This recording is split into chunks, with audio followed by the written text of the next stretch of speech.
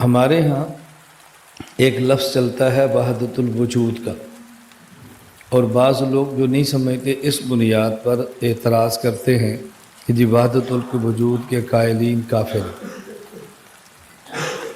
مسئلہ کیا ہے؟ وحدت الوجود میں وحدت یہ مصدر ہے،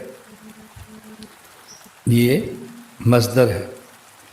وحدت الوجود کا معنی ہے وجود کا واحد ہونا، وجود کا واحد ہونا۔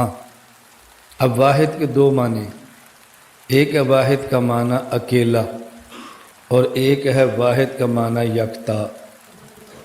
عوام الناس کے ہاں واحد کا معنی ہوتا ہے اکیلا۔ وحدت الوجود یعنی اللہ تعالیٰ وجود میں اکیلے ہیں، اور صوفیہ کے ہاں واحد کا معنی یکتا، اللہ تعالیٰ وجود میں یکتا ہے، بے مثال ہے، بے مثال ہے۔ جس طرح کہتے ہیں فلان واحد فی الحسن، فلاں آدمی حسن میں یکتا ہے، فلان واحد فی العلم، فلاں آدمی علم میں یکتا ہے، یعنی اس جیسا کوئی عالم نہیں ہے، بے مثال قسم کا عالم ہے، اسے کہتے ہیں یکتا۔ تو صوفیہ کے ہاں وحدت الوجود کا معنی ہے کہ اللہ تعالیٰ وجود میں واحد ہیں، یعنی وجود میں یکتا ہے۔ اللہ تعالیٰ کے وجود کے سامنے باقی وجود لا وجود کے درجے میں ہے، گویا ان کی کوئی حیثیت ہی نہیں ہے۔ جس طرح دن کو سورج نکلا ہو اور اس کے سامنے جگنو بھی ہو، اب روشنی جگنوں سے بھی آ رہی ہوتی ہے اور روشنی سورج سے بھی آ رہی ہوتی ہے، تو ہم کہتے ہیں بھی سورج روشنی میں یکتا ہے، سورج کی روشنی کے سامنے جگنی کوئی حیثیت ہی نہیں ہے، بلکہ جب سورج عروج پر آ جائے تو چمکتا ہوا جگنو ایسا ہوتا ہے کہ اس کی روشنی نظر بھی نہیں آتی، حالانکہ ہوتی ہے لیکن نظر نہیں آ رہی ہوتی۔ تو صوفیہ کہتے ہیں وحدت الوجود کا معنی یہ ہے کہ اللہ تعالیٰ اپنے وجود میں یکتا ہے، اور باقی وجود اللہ کے وجود کے سامنے لا شے کے درجے میں گویا ہے ہی نہیں، پہلے نہیں تھے اب ہیں، ایک وقت آگے کہ نہیں ہوں گے، اور جو ہیں یہ بھی کسی کے بنانے سے ہیں۔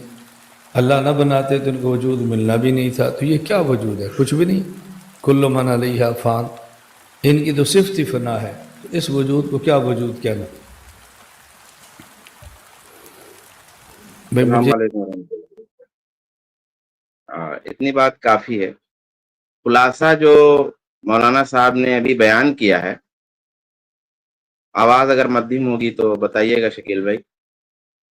خلاصہ جو مولانا صاحب نے ابھی ذکر کیا اس کا یہ ہے کہ اللہ تعالی وجود میں یکتا ہے اور بے مثال، اور جو باقی وجود ہیں یعنی اللہ کے علاوہ جو چیزیں پائی جاتی ہیں موجود ہیں، انسان ہے، حیوان ہے، درخت ہیں، اشجار ہیں، احجار ہیں، پہاڑ ہیں، وغیرہ وغیرہ، ان کی کوئی حیثیت نہیں، ان کی کوئی حیثیت نہیں ہے۔ جیسے سورج کی روشنی میں جگنو کا وجود ہے، وہ ہوتا ہے، مگر سورج کی موجودگی میں بے حیثیت ہوتا ہے، جیسے وہ ہے ہی نہیں۔ یہ مولانا صاحب نے وحدت الوجود کو قابل فہم اور قابل قبول بنانے کی اپنی کوشش کی ہے۔ اب یہاں پہ کئی سوالات ہیں، میں انشاءاللہ 6 طریقوں سے مولانا صاحب کی اس گفتگو کا جائزہ لینے کی کوشش کروں گا۔ پہلی چیز، اگر وحدت الوجود کا معنی یہی ہے کہ اللہ تعالی کا وجود جو ہے وہ یکتا ہے، بے مثال ہے، اس جیسا کسی کا وجود نہیں، اور جو دوسرے وجود ہیں وہ ہیں تو ان کا وجود ہے لیکن وہ بے حیثیت ہیں، تو گویا اصل وجود ایک ہی ہے۔ اگر یہی معنی ہوتا تو پھر سوال یہ ہے کہ جو بڑے بڑوں کو یہ گتھی ایک زمانے سے کیوں سلجھانی پڑی؟ وحدت الوجود کا جو یہ نظریہ ہے، اس نظریے کو بڑی طول طویل بحثوں کی کیوں ضرورت پڑی، بڑی بڑی کتابوں کی کیوں ضرورت پڑی، اور سلجھانے کے باوجود آج تک یہ سلجھی نہیں، یہ معمہ تھا اور ہے اور رہے گا پہلی کی طرح سے، کل بھی، آج بھی اور آئندہ بھی اس کی یہ حیثیت رہے گی۔ اگر یہ اتنا ہی آسان تھا اور اتنا ہی صاف ستھرا یہ عقیدہ ہے، تو پھر وہی سوال ہے کہ یہ گتھی کیوں الجھی رہی۔ ایک بات یہاں تک کہ علامہ ابن تیمیہ رحمت اللہ علیہ نے جو جامع المعقولات والمنقولات ہیں، ان حضرات کی اصطلاح میں علامہ ابن تیمیہ کو منطق اور فلسفہ پر بھی عبور حاصل تھا، باطل کو باطل سے مارا، ایسا بھی ہوا۔ تو علامہ ابن تیمیہ رحمت اللہ علیہ نے اس عقیدے پر مجموع فتاوی میں اور اس کے علاوہ اپنی دوسری کتابوں میں جا بجا رد کیا اور شدید رد کیا۔ کیوں؟ اگر کیا علامہ ابن تیمیہ کو یہ عقیدہ سمجھ نہیں آیا کہ یہ عقیدہ یہی ہے جو مولانا صاحب نے بیان کیا ابھی، اور ایسے ہی ٹھیک ٹھاک معاملہ ہے؟ حالانکہ مولانا نے جو بیان کیا وہ بھی کچھ بہت زیادہ ٹھیک ٹھاک نہیں ہے، لیکن پھر بھی الفاظ جو پیش کیے ہیں اس لحاظ سے اگر یہ بہتر ہے اور یہ مناسب ہے، تو سوال یہ ہے کہ کیوں علامہ ابن تیمیہ کو اور بڑے بڑے دیگر علماء محققین کو رد کرنا پڑا، اس عقیدے کا رد کیوں کرنا پڑا؟ یہاں تک کہ علماء نے تو یہ بھی لکھا ہے کہ شیخ احمد سرہندی جو وحدت الشہود کی تعبیر اختیار کرتے ہیں، انہوں نے وحدت الوجود کو چھوڑا، بلکہ وحدت الوجود کا رد بھی کیا، یہ بھی لکھا گیا ہے۔ کیوں ایسا ہوا؟ اگر ایسے ہی صاف ستھرا اور ایسے ہی آسان سا مطلب ہے وحدت الوجود کا، تو ایسا کیوں ہوا؟ یہ ایک چیز ہے۔ دوسرا پوائنٹ میرا یہ ہے کہ بھائی سب سے پہلے جو چیز ہے، کیونکہ مولانا نے آگے کی ویڈیو میں یہ فرمایا ہے کہ دیکھیے بھائی پیچیدگی ہے، اہل حدیثوں پہ تانا کسا ہے، کہ اگر پیچیدگی ہے، آپ کو بات نہیں سمجھ میں آ رہی ہے تو ہم سے پوچھیے، ہم بتاتے ہیں، آسان سی زبان میں آپ کو سمجھا دیتے ہیں، سمجھانے کے لیے ہم بیٹھے ہیں۔ آگے کی ویڈیو میں سب باتیں میں ایک ٹکڑے کا جائزہ لے رہا ہوں، انشاءاللہ وقت رہا تو باقی ٹکڑوں کا بھی جائزہ ہم لیں گے۔ تو دوسرا پوائنٹ میرا یہ ہے کہ جو اصل مسئلہ ہے اسے کتاب و سنت سے واضح ہونا چاہیے۔ اصل مسئلہ قرآن سے اور حدیث سے ثابت ہو، پھر اس کے بعد اسے لوگوں کو سمجھانے کی ضرورت پڑتی ہے، اور پھر جب آپ سمجھا رہے ہیں تو اب کسی کے سمجھانے کا انداز دل نشیں ہو سکتا ہے، بہت سہل ہو سکتا ہے، بہت آسان ہو سکتا ہے، کسی کا مشکل ہو سکتا ہے، سب ہوتا ہے، لیکن کسی مسئلے کے انداز تفہیم پر، یعنی آپ کسی مسئلے کو کس خوبصورت طریقے سے پیش کر پا رہے ہیں یا نہیں کر پا رہے ہیں، اس بنا پر وہ مسئلہ صحیح اور غلط نہیں ہو جاتا ہے۔ تو اصل مسئلہ قرآن و حدیث سے صحیح ہونا چاہیے۔ مسئلہ غلط ہو تو آپ کتنے ہی آسان انداز میں اور کتنے ہی دل نشیں انداز میں سمجھا دیں، سمجھانے سے صحیح نہیں ہو جائے۔ بھائی جو اقانیم ثلاثہ کا مسئلہ ہے عیسائیوں کا، آپ عیسائیوں بھی جدید ابھی نئے زمانے کے عیسائیوں کا لٹریچر پڑھیے اور ان کی تحریروں کو پڑھیے، دیکھیے کتنے دل نشین طریقے سے اور کتنے خوبصورت انداز میں انہوں نے اقانیم ثلاثہ کو سمجھایا ہے۔ وہ سمجھانے میں یہ بات کہتے ہیں، یہ بات بھی وہ ذکر کرتے ہیں کہ بھائی اللہ، عیسیٰ اور مریم، ان تین کو اقانیم ثلاثہ کہتے ہیں۔ اب وہ کہتے ہیں کہ بھائی یہ تینوں تین ہیں اور تینوں ایک ہیں۔ اب آپ کہتے ہیں کہ بھائی ایسا کیسے ہو سکتا ہے کہ جب تین ہیں تو ایک بھی اور ایک ہے تو تین بھی ہو جائے؟ کہتے ہیں ترشول ہے، ترشول دیکھیے، ترشول ایک ہے لیکن اس میں تین بھی ہیں، ہے کہ نہیں؟ سمجھانے کے لیے کسی چیز کو جو ہم پیش کر رہے ہیں اس کو سمجھانا، یعنی اس کو کسی کے دماغ میں اتارنا اور اسے قابل قبول بنانا، یہ اور ہے، اور اصل مسئلہ کا ثبوت یہ اور ہے۔ بریلوی حضرات علم غیب ثابت کرتے ہیں. وہ کہتے ہیں بھئی اصل علم غیب تو اللہ ہی جانتا ہے، لیکن رسول گرامی صلی اللہ علیہ وآلہ وسلم کو اللہ نے علم غیب عطا فرما دیا ہے. تو اللہ کا علم غیب صاحب ذاتی ہے اور رسول اللہ کا علم غیب عطائی ہے، یہ وہ کہتے ہیں. اب کیا ان کی اس تقسیم سے اور اس انداز میں باطل کو سمجھانے سے کیا اس باطل صحیح ہو جائے گا؟ کیا بت پرستی کرنے والے اپنی بت پرستی کو نہیں سمجھاتے؟ کیا مشرکین نے یہ بات نہیں کہی تھی کہ ما نعبدہم الا لیقربونا الی اللہ زلفا، کہ بھئی ہم عبادت ان کی اصلا نہیں کرتے، اصل تو اللہ ہی ہے، مسئلہ صرف اتنا ہے کہ یہ ہم کو اللہ کے قریب کر دیں گے. سمجھانے کی وجہ سے کوئی چیز نہیں صحیح ہو جاتی. جو مولانا صاحب نے آگے جا کے بات کہی ہے اور بہت خوبصورت انداز میں مولانا نے گھمایا ہے، تو اصل مسئلہ قرآن و سنت سے ثابت ہونا چاہیے. یہ دوسرا پوائنٹ. تیسری بات یہ ہے کہ راز اصل کیا ہے. راز کی بات اصل میں یہ ہے کہ علماء دیوبند کی یہ تعویل ہے. میں منع نہیں کرتا تعویل سے، بہت سارے مقامات ایسے ہوتے ہیں جہاں پہ تعویل کی گنجائش ہے. تعویل نہ کہیں آپ تشریح کہہ دیں، آپ وضاحت کہہ دیں، گنجائش ہوتی ہے علماء کے کلام میں، لا بس. لیکن اس پوری تھیوری ہی کی تعویل اس لیے کی گئی کہ کفر کے الزام سے اپنے لوگوں کو بچانا ہے. ہم بھی کہتے ہیں کہ کسی کو ایسے ہی کافر نہیں کہنا چاہیے، لیکن کم سے کم ہمت سے کفر تو کہیے کہ فلاں نظریہ کفر ہے، فلاں نظریہ، فلاں خیال، فلاں عقیدہ کفر ہے، اس میں ہمت تو دکھائیے. لیکن ہمت نہیں.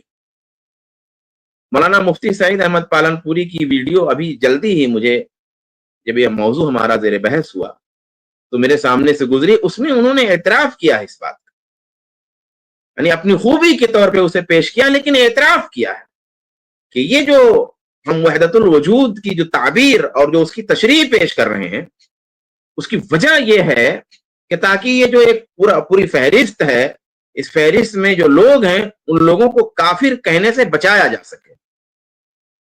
اس پہ گفتگو ہو سکتی ہے، یہ ہمارا موضوع نہیں ہے. ہم اسٹیپ بائی اسٹیپ جواب کی طرف چل رہے ہیں. ابھی ہمارے اخوان بھی جواب ختم ہونے کے بعد اس پہ تبصرہ کریں گے، تو میں ادھر جانا نہیں چاہتا. میں یہ کہتا ہوں کہ اگر یہ معاملہ ایسے ہی ہے جیسے مولانا صاحب کہہ رہے ہیں، جیسا کہ آگے کی ویڈیو میں بھی ہے، وہ چیزیں آئیں گی انشاءاللہ دھیرے دھیرے، ہم ان کا جواب دیں گے باقی ان کے حصوں کا. تو اگر معاملہ ایسے ہی ہے جیسا ہے بیان فرما رہے ہیں، تو مفتی سعید احمد پالن پوری کو یہ بات کہنے کی ضرورت کیوں پیش ہے؟ ٹھیک ہے، آپ کے فتاوی میں اس طرح کی چیزیں موجود ہیں. اب چونکہ وحدت الوجود پر جو وار کیا ہے اہل حدیثوں نے قدیم میں اور جدید میں، تو وہ چیز سمجھ میں آئی ہے کہ یہ عقیدہ اور اس کی جو تشریح ہے یہ بہت خطرناک ہے. اس کی کوئی تفہیم پیش کر دی جائے، اس کے لیے کوئی تشریح پیش کر دی جائے، کوئی قابل قبول بات پیش کر دی جائے عوام الناس کے سامنے، تاکہ ان تمام باتوں سے جو اہل حدیث حضرات پیش کرتے ہیں بچا جا سکے. اچھا، یہ تیسرا پوائنٹ. اب آئیے چوتھا پوائنٹ، مدعی سست گواہ چست. ابن عربی جو اس عقیدے کو بہت منظم طریقے سے پیش کرتا ہے، جو شیخ اکبر کہا جاتا ہے متصوفہ کے ہاں، اہل تصوف کے ہاں جو شیخ اکبر ہے. تو آئیے دیکھتے ہیں کہ ابن عربی جس نے اس عقیدے کو، اس نظریے کو بہت منظم طریقے سے پیش کیا ہے، خود اس کا کیا خیال ہے اور مولانا صاحب جو پیش کر رہے ہیں وہ کیا چیز ہے. بھئی ابھی جب ہم اور آگے جائیں گے تو اس میں یہ بات بھی آئے گی کہ جو تصوف کی جو تاریخ رہی ہے، اس تاریخ کی روشنی میں بھی دیکھ لی جائے بات کو کہ کیا حقیقت ہے. اس پر بھی بات ہم کریں گے، لیکن پہلے یہ دیکھ لیتے ہیں کہ ابن عربی کا کیا نقطہ نظر ہے وحدت الوجود کے سلسلے میں، اور ان کی عبارتیں کس جانب اشارہ کرتی ہیں. انصاف کی نظر سے دیکھ لیجئے. تو میں نے جہاں تک سمجھا ہے کہ ابن عربی کے نزدیک وحدت الوجود کا وہ معنی نہیں ہے جو گھمن صاحب، حضرت مولانا گھمن صاحب گھما کے سمجھا رہے ہیں. وہ معنی ہرگز نہیں، بلکہ اب یہاں سے جو ہمارے ناظرین اور سامعین ہیں وہ بہت توجہ کی ضرورت پھر یہاں سے ہو، کیونکہ پھر بات کا جو لیول ہے وہ الگ ہے اور وہاں تک مجبوراً جانا پڑے گا ہم. ہم وہاں تک پہنچے بغیر اصل میں اصل سوال کا جواب نہیں لا سکتے. اب ابن عربی کے نزدیک ساری کائنات کا وجود دراصل اللہ ہی کا ظہور ہے. یعنی جو کائنات ہے نا پوری، یہ جو انسان، یہ حیوان، یہ جنات، یہ چرند، یہ پرند، یہ آبشار، یہ جھرنے، یہ کوہسار، یہ سب جو کچھ ہے نا، یہ پوری کائنات کا جو وجود ہے وہ کیا ہے؟ وہ اللہ ہی کا ایک ظہور ہے. ابن عربی کہتے ہیں کہ فسبحان من اظہر الاشیاء وعینها، کہ پاک ہے وہ ذات جس نے چیزوں کو ظاہر کیا اور وہ چیزوں کا عین ہے.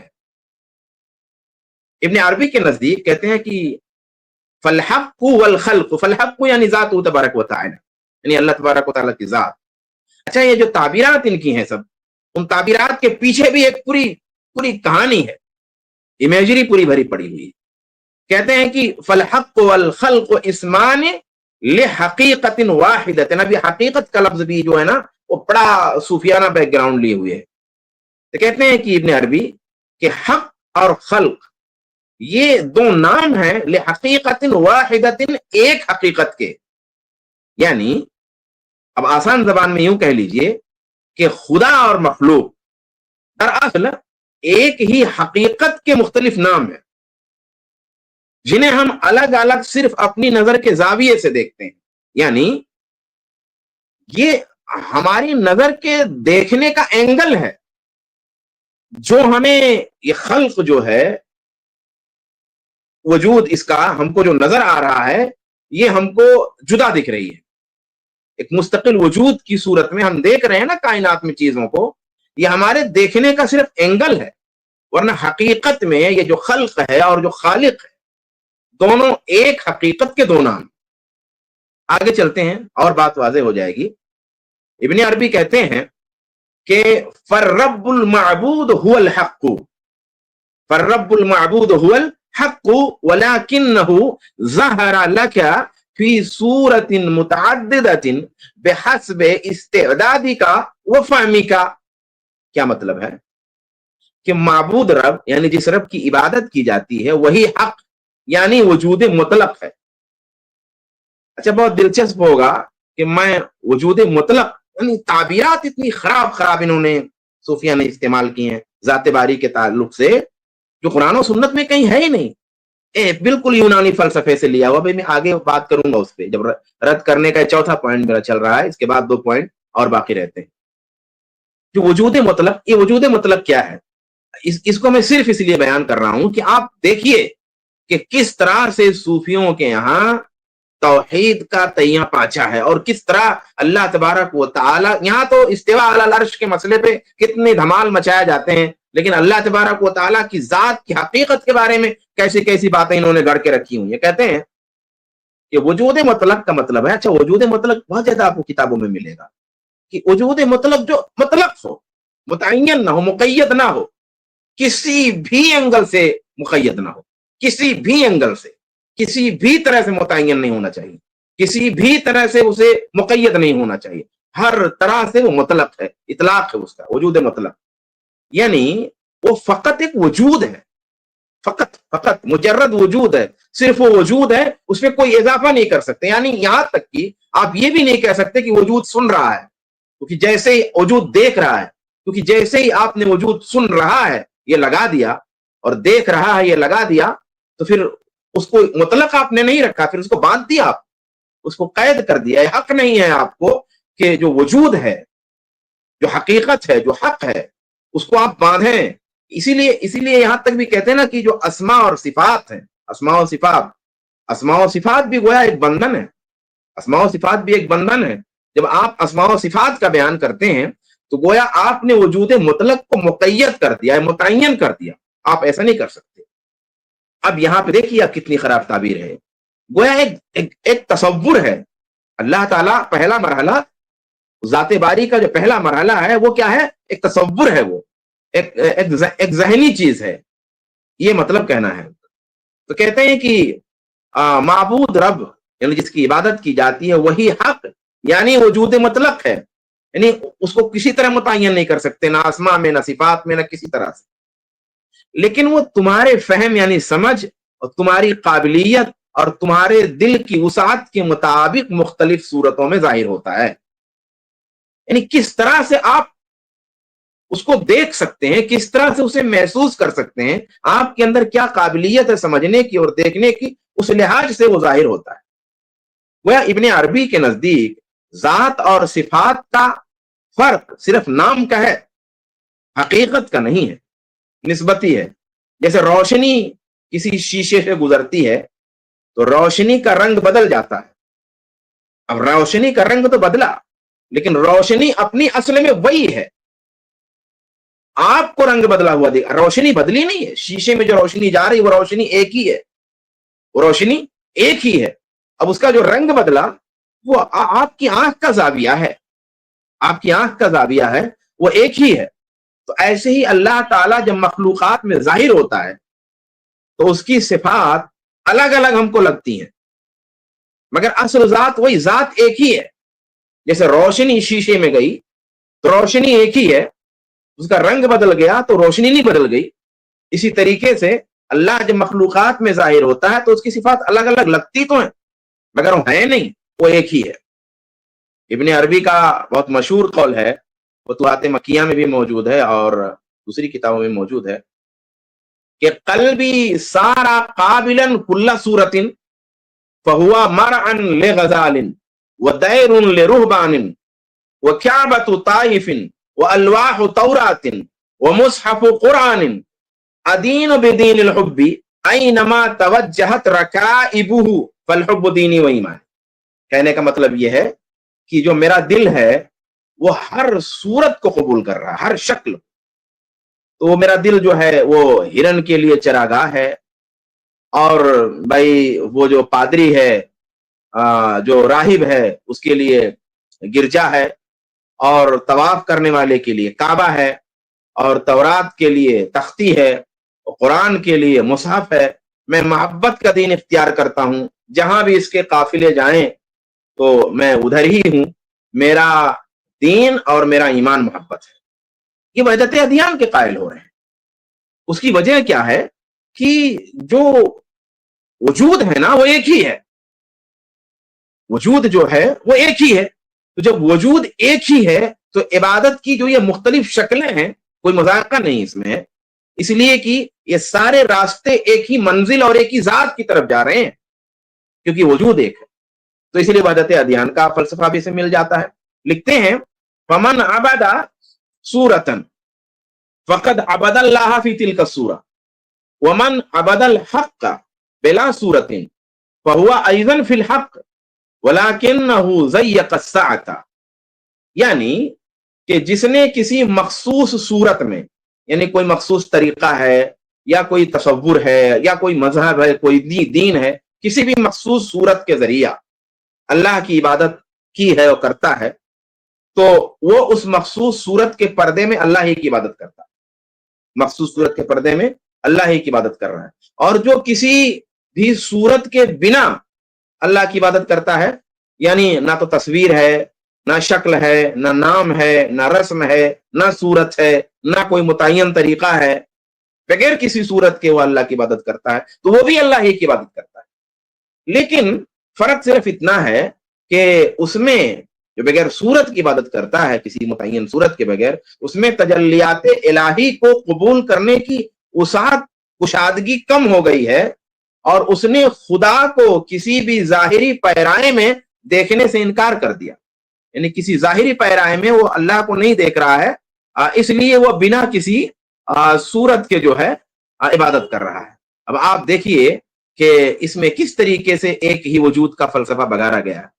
اسی لیے جب صفات کی تشریح ابن عربی کرتے صفات کی, تو صفات کی تشریح بھی اسی انداز میں کرتے ہیں کہ وجود ایک, وحدت الوجود. جیسے الغفار ہے, اب الغفار کا معنی ہے بخشنے والا, تو اب غفرہ سے ڈھانپنے والا بھی معنی ہوتا ہے. تو وہ کہتے ہیں کہ غفار کا مطلب ہے جو اپنی ذات کو کائنات کے پردے میں چھپا دیتا ہے, اپنی ذات کو کائنات کے پردے میں چھپا دیتا ہے. یعنی اس کا جو ظہور ہے وہ کائنات میں ہے, کیونکہ اسی کو انسان سمجھ سکتا ہے, اس کی آنکھ اسی کو دیکھ سکتی ہے, اس کا دماغ دنیا میں اسی کو ایکسپٹ کر سکتا ہے, اسی کو سمجھ سکتا ہے. اس لیے اللہ تبارک و تعالیٰ نے اپنے آپ, اپنی ذات کو کائنات میں ظہور کر کے کائنات کے پردے میں چھپایا ہوا ہے.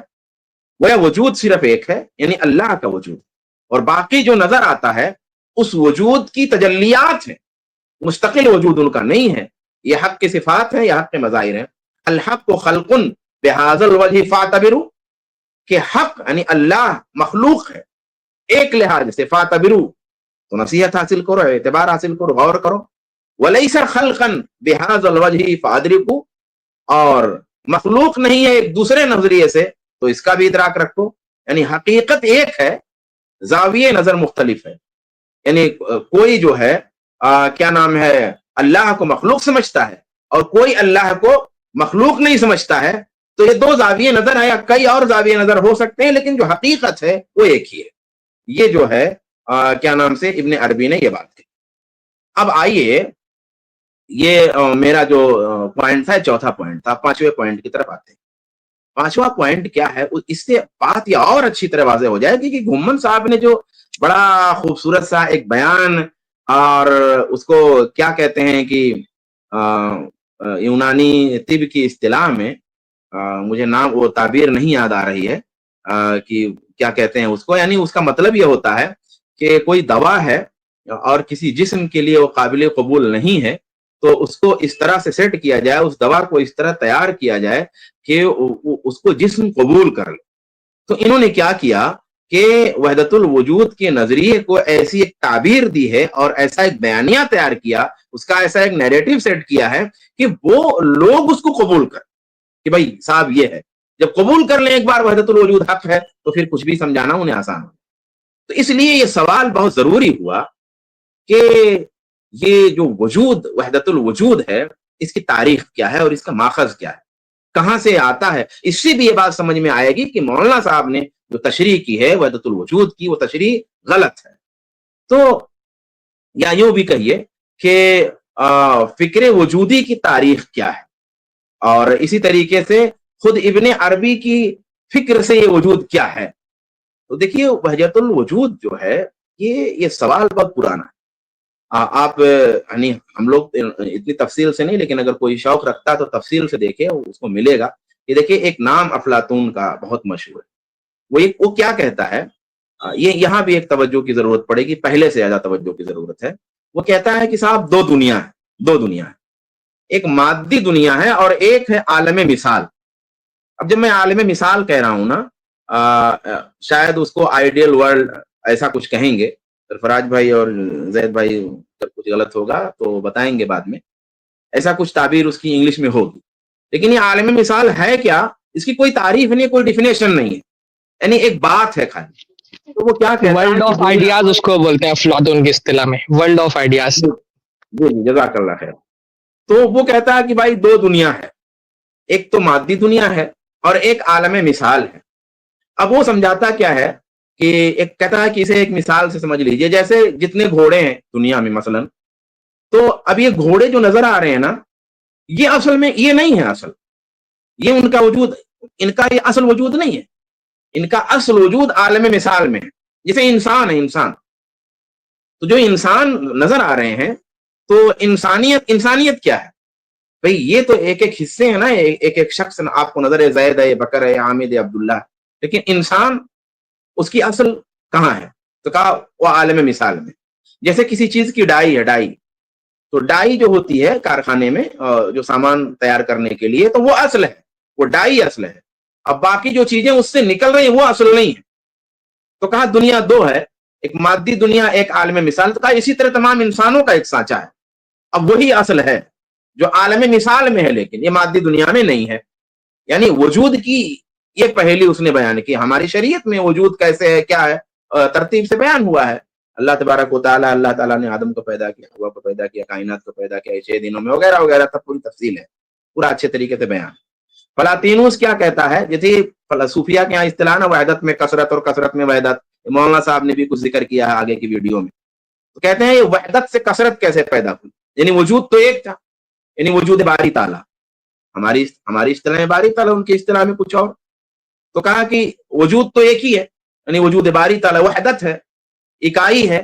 تو پھر وحدت سے کثرت کیسے ہوئی, یہ سارے وجود کیوں کہاں سے آ گئے, یہ انسان, یہ پرند, یہ حیوان, یہ آبشار, یہ جھرنے, یہ دریا, یہ ندیاں, یہ سب کہاں سے آ گئے. वजूद तो एक है, वहदत तो वहदत है, वहदत से कसरत कैसे पैदा हुई? यानी जो कुछ जो नजर आ रहा है हमको अभी, वो कहां से आ गया? यानी एक नजरिया तो इर्तिका का है और एक तनज्जुल का है, यानी ऊपर से नीचे की तरफ। तो अब वो कहते हैं देखिए एक है, यानी एक इकाई है, उस इकाई से अक्ल पैदा हुई, अक्ल से नफ्स पैदा हुआ, और नफ्स से मादा पैदा हुआ, और फिर मादा से सारा वजूद। तो फलातीनूस इस तरह इसका खुलासा ये करता है कि फिर वजूद एक ही है, यानी एक है ना। कहा कि वहदत से कसरत कैसे, तो कहा वो एक है, उस एक से अक्ल का वजूद हुआ, और अक्ल से नफ्स का वजूद हुआ, और नफ्स से मादे का वजूद हुआ, तो असल वजूद एक है। यहां भी देखिए वजूद वहदतुल वजूद, यहां भी देखिए वहदतुल वजूद। इससे पहले भी अफलातून में भी तकरीबन वहदतुल वजूद। अब हिंदू मत में आ जाते हैं। अब बुद्धिस्टों ने जो नजरिया पेश किया, जो ख्याल पेश किया, और जब उनका जोर बढ़ने लगा तो हिंदुओं ने उसका मुकाबला करना चाहा। तो शंकराचार्य ने वेदांत का फलसफा पेश किया, और उसने कहा वजूद दो नहीं है, वजूद दो नहीं है, यानी लफ्जों के हेर फेर के साथ वही फलातीनूस वाला नजरिया, कहा वजूद दो नहीं है, वजूद एक ही है। अब यहां तक, अब यहां से फिर मुसलमानों ने इसको गोद लेना शुरू किया। अभी यूनानी फलसफा है, टोटल फलसफा है वहदतुल वजूद का फलसफा। यहां से वजूद का पूरा सिलसिला चल रहा है, वजूद की पूरी तशरीह हो रही है। ऐसी ऐसी तशरीह है कि भाई मैं नहीं दावा करता कि वो तशरीह आसानी से समझ लूंगा और उसको समझा दूंगा। इतनी ज्यादा तशरीहात हैं वजूद की, इतने ज्यादा नजरियात में आने वजूद के। ये सारे जो फलसफियाना नजरियात होते हुए आए, इसको मुसलमानों ने गोद लिया। अब कुरून उस्ता में जो है अबू नसर फाराबी है, इब्ने सैना वगैरह ने से होते हुए ये नजरिया इब्ने अरबी तक जब पहुंचा, तो इब्ने अरबी ने इसको एक मुकम्मल थ्योरी की शक्ल दी, नजरिए वहदतुल वजूद को। अब जो है यहां पर जब हम यहां पहुंच गए, इब्ने अरबी तक पहुंच गए, ये तारीख हो गई, तो अब इब्ने अरबी की जो वजूदी फिक्र है उसका भी खुलासा पेश कर देते हैं, ताकि गुम्मन साहब ने जो तावील की है वहदतुल वजूद, क्योंकि वहदतुल वजूद की जो नुमाइंदा शख्सियत है वो है मुहीद्दीन इब्ने अरबी, इसको शेख अकबर कहते हैं। तो उनकी नजरिए का जो खुलासा पेश कर देता हूं अच्छी तरह आपको। इन्होंने कहा ना कि बहुत आसान तो इन्होंने नहीं किया, वो पूरी चीज में तहरीफ कर दिया। हम उसी जो मुश्किल चीज है उसी को पेश कर रहे हैं, थोड़ा सा आसान कर। इब्ने अरबी के मुताबिक जो है क्या है, वो कहते हैं कि दरअसल ये जो पूरी कायनात है ना, ये पूरी कायनात तखय्युल है अल्लाह का, यानी अल्लाह एक वजूद है, और अल्लाह के तखय्युल में, अल्लाह के ख्याल में ये पूरी कायनात आई। जैसे हम भी ना ख्याल में अपने सोच रहे होते हैं, ख्याल में घर बन रहा है, ख्याल में खाना बन रहा है, ख्याल में शादी कर रहे हैं, ख्याल में हम कोई बड़ा काम कर रहे हैं और बड़ी कामयाबी ले रहे हैं, ख्याल में तालियां भी बज रही हैं और फूल माला भी पहनाया जा रहा है, सब कुछ हो रहा है ख्याल में। तो कहा ये जो कायनात है ये दरअसल अल्लाह का तखय्युल है, अल्लाह का ख्याल है, उसकी अक्ल में। अब चूंकि भाई हम तशरीह कर रहे हैं, अगर इसमें कहीं कुफ्र है तो नकले कुफ्र नबाश कि उसका ख्याल है। अब समझने के लिए जैसे यूं कहें कि हमारा जो ख्याल है वो हमारे वजूद से बाहर नहीं। जैसे हम जब सोच रहे हैं कोई बात ना, हमने कलम सोचा, तो कलम जब हमारे दिमाग में आया तो अब यही कलम तो हमने सोचा नहीं, बस कलम सोचा है। तो जो भी कलम हमने सोचा है ना वो हमारी सोच में है, हमारे दिमाग में है, दिमाग से बाहर नहीं। ऐसी कायनात अल्लाह का ख्याल है। अब ख्याल अल्लाह तबारक व तआला के दिमाग में है, अक्ल में है, उसके वजूद से बाहर नहीं है। तो कहा कि ये तो मिसाल दे दिया बंदों से, तो कहा बस फर्क थोड़ा सा। कहा हम जैसे ख्याल करते हैं कोई चीज को तो हमारे अंदर है, बाहर नहीं है। ऐसे अल्लाह का ख्याल है ये कायनात, तो कायनात भी अल्लाह के ख्याल में, उससे बाहर नहीं है। तो फर्क क्या रह गया?